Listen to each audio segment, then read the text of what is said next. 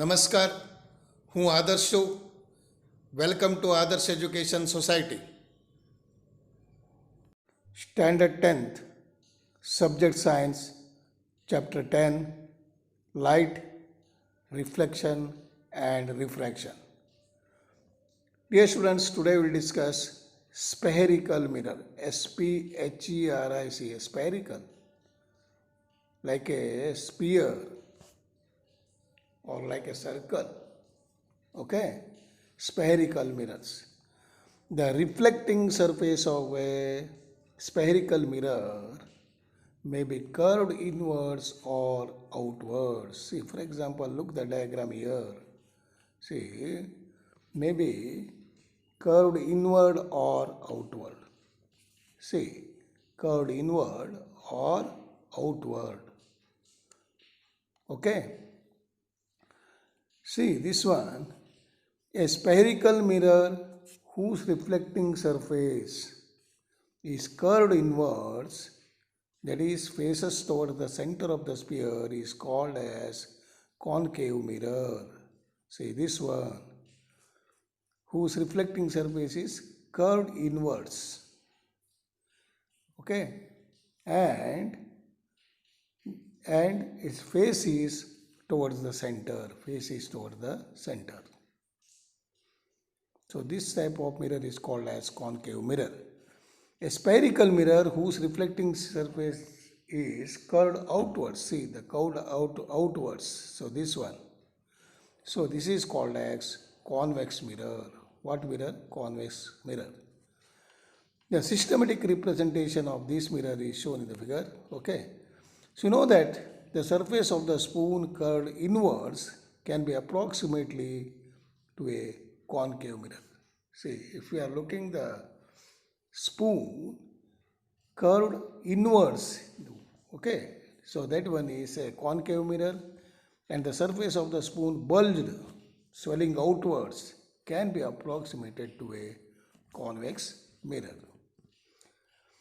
Before we move further on the spherical mirrors, see, before studying about the spherical mirrors, we need to recognize and understand the meaning of the terms. So first of all, before studying the spherical mirrors, we should know the terms. These terms are commonly used in the spherical mirrors.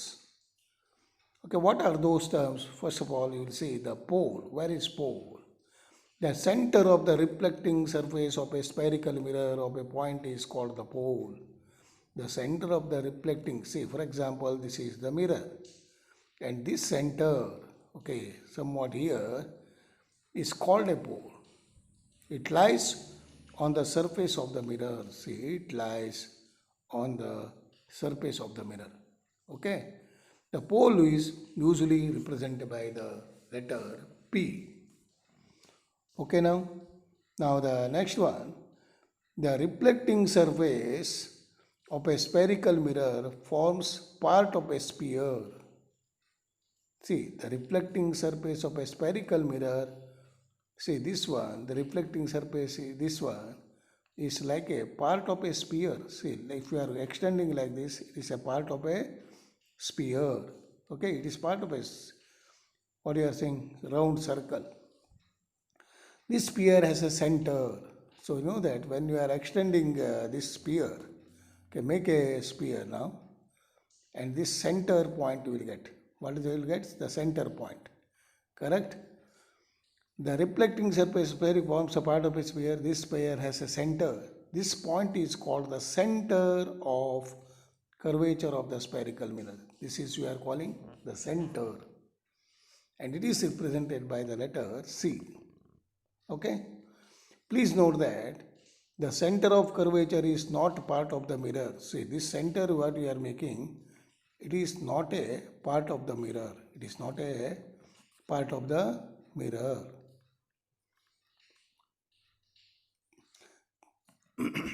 It lies outside its reflecting surface. So it is lying outside. The center of curvature, the center of the curvature of the concave mirror lies in front of it. The center of the curvature lies in front of it. However, it is behind the mirror in the case of the convex mirror. See the concave mirror, it lies, this point, center of the curvature is lies, this one is in front of it, and here in this mirror, it lies behind it. See, mirror is this side, reflecting surface is this side, so that is why the point is here, suppose this is behind it. Okay, now the radius of the sphere of which the reflecting surface of the spherical parts of a sphere, this is called as radius of curvature of the mirror. See, the radius of the sphere, the distance between the center and see center here suppose, and this one is P. See, this distance is called as radius of the sphere. What you are saying? Radius of the sphere of which the reflecting surface of a spherical mirror forms a part and is called the radius. It is represented by R. You may also note that the distance PC is equal to the radius of the curvature. See, PC is equal to the radius of the curvature. Imagine a straight line passing through the pole and the center of the curvature of the spherical mirror. This is called as principal axis. See, what is principal axis? Suppose if you are imagining, so here from this here center and P, if the line passes, so that is called as principal axis. Okay. Now,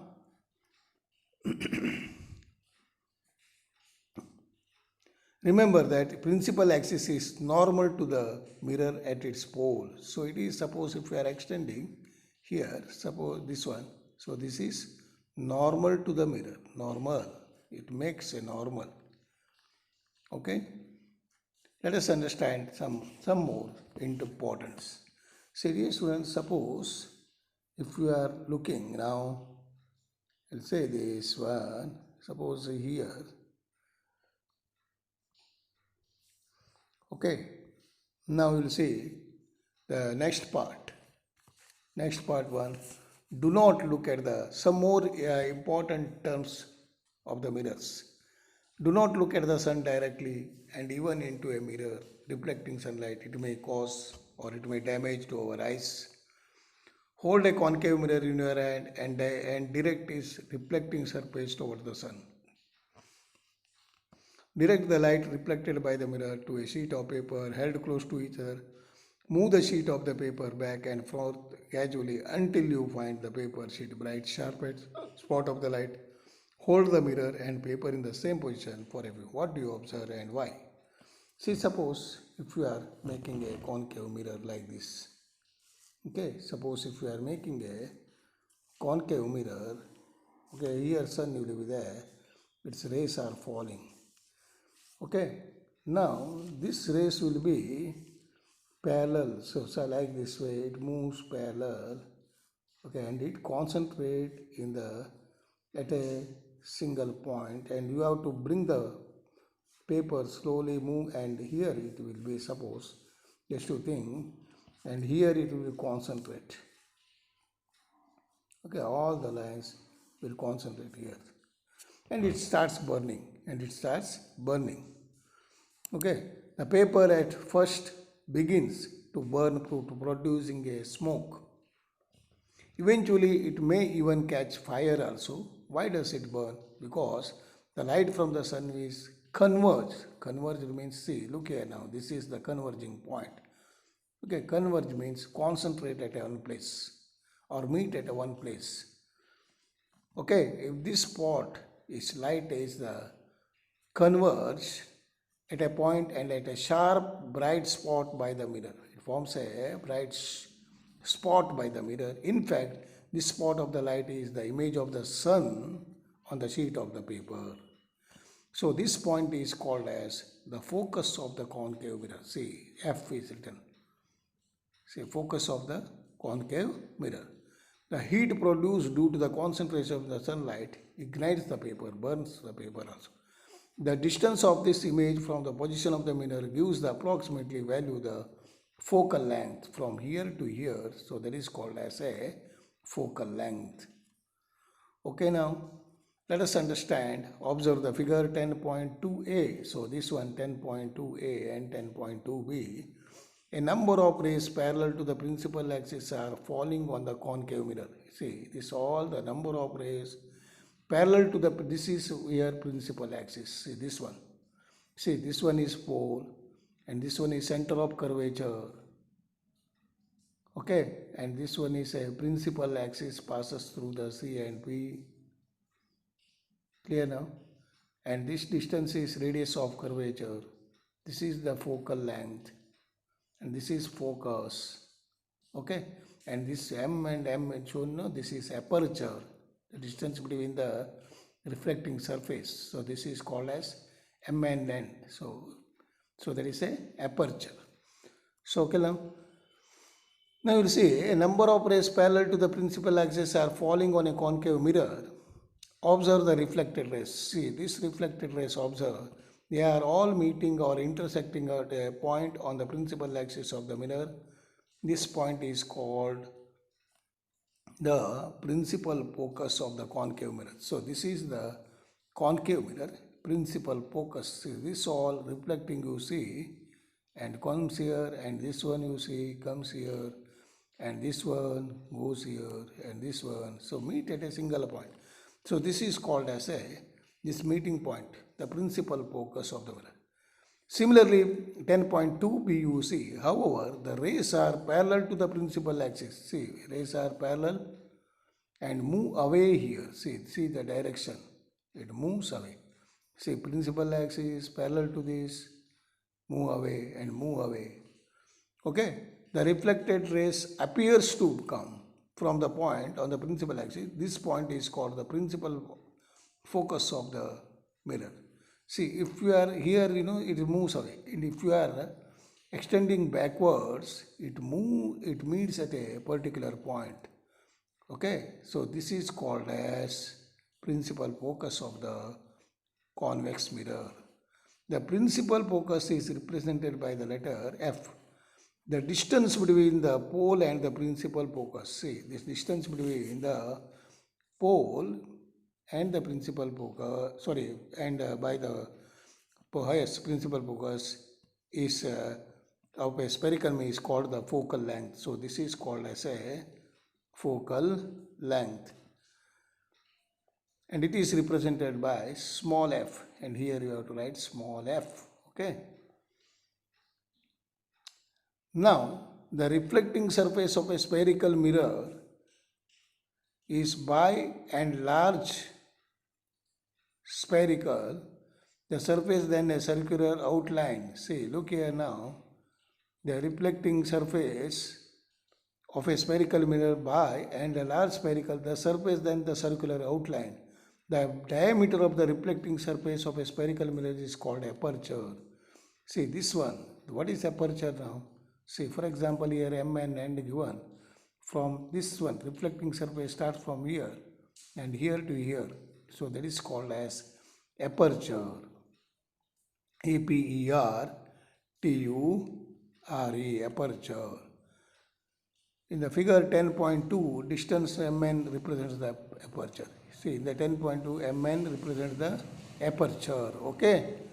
Now, we shall consider the discussion of such whose aperture is much smaller. So here you will discuss aperture is much smaller than the radius of the curvature.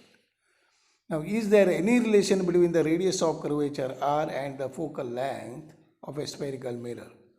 For a spherical mirror, small aperture, the radius of the curvature found to be equal twice of the focal length. So that is why. So you can say f is equal to r divided by 2. See, f is equal to, suppose if we are here, focal length is equal to r divided by 2, r by 2. Okay, so you can use the formulas. F is equal to r by 2.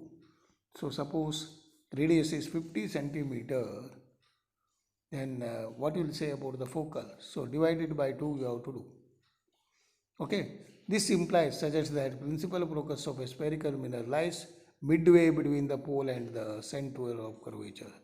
See, this one is the radius of curvature. So which one? See, look here the diagram. So this one is the radius of curvature. Suppose if the distance between this 50 centimeter, the focal length will be 20, what we are saying? Yes, divided by 2, 25. Okay, so that is why the relation you can write R is equal to 2F or F is equal to R by 2. Okay, so in this way you can use the formulas while solving the numerical questions. Okay, dear students, so we'll meet in the next video. We'll learn the image formation by the spherical mirrors, and you have to remember all the related terms of the spherical mirrors. Okay, till that, bye bye. Thank you for joining us.